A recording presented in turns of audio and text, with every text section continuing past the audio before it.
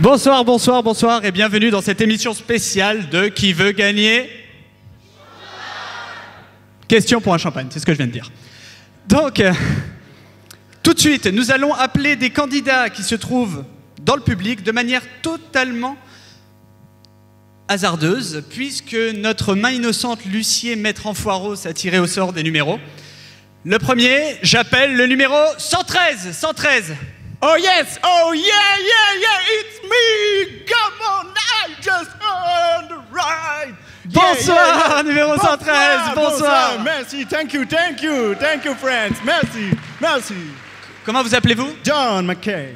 John McCain, bonsoir. John McCain, bonsoir. Et tout de suite, le deuxième numéro, le numéro complémentaire. Le numéro complémentaire. Voilà, voilà. Bonsoir. Bonsoir. Le numéro complémentaire, comment vous appelez-vous? Huchern. Très bien. Vous connaissez tous les règles, je pose des questions, vous me donnez les réponses, vous buzzez. Elle est bonne, ça fait un point. Elle est mauvaise, vous avez l'air ridicule. On est parti? All right. Vous êtes prêts? Yeah. Non. Vous êtes prêts? Et top! Je suis la troisième plus grande ville des États-Unis. Elle se situe dans le nord-est de l'État de l'Illinois. Je suis une ville américaine dans laquelle il faisait bon vivre dans les années 20. Mulhouse? Presque. New York, New York. Presque. Il faisait bon vivre dans les années 20 et où le blanchiment d'argent était monnaie courante. Oh, je suis... Chicago! Chicago Bull! Bravo! Yeah, come on! 1-0 pour John McCain. Deuxième question. Top! Je suis un accessoire qu'on attache au sapin lors des fêtes de fin d'année et on ne sait jamais pourquoi. Je suis... Les bulles de Noël. Les bulles de Noël! Bonne réponse! Bravo, on l'applaudit. Un partout. Vous êtes prêts? Troisième question. Top! Je suis froid, je suis blanc, je peux fondre et bien lancer, je peux faire très mal. Je suis... Got it. Un sextoy qui sort du frigo? Pourquoi pas? Mais c'est pas la réponse que j'attends. Je suis... Des bulles de neige. Les bulles de neige! Superbe! Bravo! 2-1. Quatrième question. Top! Je suis un Pokémon que l'on peut adopter directement au début du jeu. J'ai des liens... Pikachu? Non. Pikachu, il est jaune, il a du vert. Frankie Vincent? J'ai des lianes, je suis de couleur verte, j'évolue en air bizarre, je suis... I know. It's Bull Bizarre. Bulle bizarre! Yeah, Bonne réponse! Bravo! 2 partout. Attention, c'est très très très serré. My God. L'avant-dernière question, vous êtes prêts? Yeah. Top! Issu d'une famille d'industriels bretons, fils d'un certain Michel, parfois appelé Mimi ou même Mich-Mich. Je suis père de 4 enfants, je suis un milliardaire français qui a prêté son yacht à Nicolas Sarkozy lors de son élection. Je suis... Bolloré. Bolloré! Bonne Come on, réponse! 3-2. Dernière question. L'ultime bafouille. Vous êtes prêts? Oh yeah, full ready, man. Top! Je suis une société qui marche plutôt pas mal en France en ce moment. Je suis le parrain de la promo SCE 2012. Je suis... Oh, I got it, it's Bull! Bull! Bonne réponse! Bravo! Excellent! Excellent. Je dois dire que ce soir, les candidats ont été très très forts. Donc, ils se retrouvent à égalité. Oh, vous gagnez donc tous les deux le cadeau qui était prévu, à savoir un discours du parrain de la promo Bull. Mais comme vous êtes sympa, vous allez le partager avec tout le public, n'est-ce pas? Man, yeah, full ready. Bien, on accueille tout de suite Michel Guillemet, mesdames et messieurs, merci.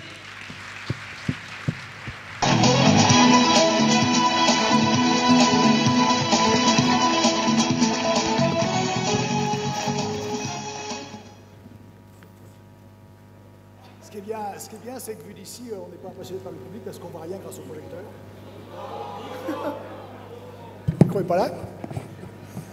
C'est vrai que chez Bull, je suis connu comme quelqu'un qui ne parle pas très fort.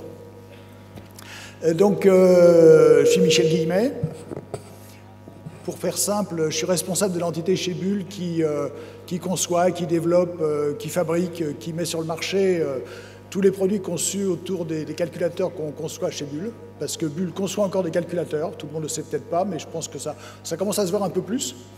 Mais Bull est encore très actif dans la conception de très grosses machines, les machines qui vont depuis des grands serveurs de gestion, ceux qui sont cachés derrière toute l'informatique en nuage, l'informatique qui est derrière tous les smartphones, tous les iPads, tous ces systèmes mobiles qui, à la fin, vont chercher des informations dans des grosses machines qui sont cachées dans des grands centres de calcul. Et donc Bull est très actif dans ces systèmes-là, les grands systèmes que nous on appelle systèmes de gestion, et aussi bien sûr dans les supercalculateurs, et ça se voit encore plus, c'est les supercalculateurs dans lesquels on est rentré il y a quelques années, et qui sont des machines qui servent aussi bien à simuler des nouvelles molécules pour les médicaments, que faire des études de climato, que ce genre de choses. Et donc on est à fond dans tous ces produits-là. Et bon, ce soir, je suis très heureux d'être le parrain de la promotion 2012 de votre école. Et on a préparé juste un petit parallèle entre, en fait, les valeurs de Bull, l'histoire de Bull, et les valeurs et l'histoire de votre école. Et c'est assez surprenant, mais en fait, on a trouvé plein de points communs. Et donc, en quelques mots, je vais vous montrer un peu le parallèle qu'on peut faire entre Bull et votre école. Alors, votre directeur parlait du parallèle entre votre école et le très beau lieu où on est, les Folies Bergères. Il se trouve que sans qu'on se concerte, moi j'avais regardé un parallèle entre votre école et Bull au niveau un peu historique, et il se trouve que Bull a fêté ses 80 ans l'année dernière, et Bull est parti sur une innovation qui était à peu près contemporaine de la création de votre école, avec un brevet déposé par en fait un Norvégien qui a donné lieu au lancement de l'idée Bull. Et donc l'innovation, et dont parlait aussi beaucoup votre directeur comme axe important de votre école, et bien sûr clé dans l'activité conception de systèmes informatiques dans laquelle on est, mais elle est vraiment dans les gènes de Bull dès le démarrage. Et l'innovation, donc, elle est... On ne peut pas concevoir, disons, de produits nouveaux, de produits qui vont faire vraiment avancer, disons, l'ensemble de l'industrie, sans parler, bien sûr, d'innovation. L'innovation, c'est la base. Et d'ailleurs, quand nous, on parle de nos supercalculateurs, on en parle comme, en fait, d'outils pour innover. Alors, l'innovation, c'est fondamental, mais elle ne suffit pas, c'est un point de départ.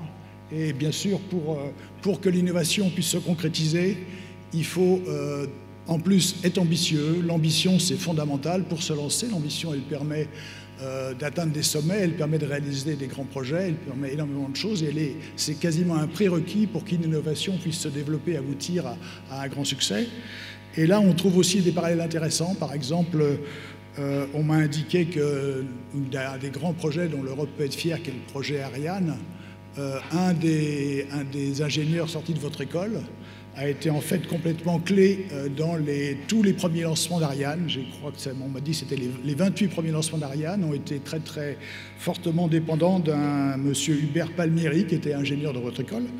Et un peu dans les mêmes eaux, dans les années 60, Bull avait conçu aussi une machine extrêmement innovante qui s'appelait le Gamma 60, qui était une machine très très révolutionnaire, la première machine multitâche. Multitâche, ça veut dire qui peut en fait traiter plusieurs tâches en parallèle.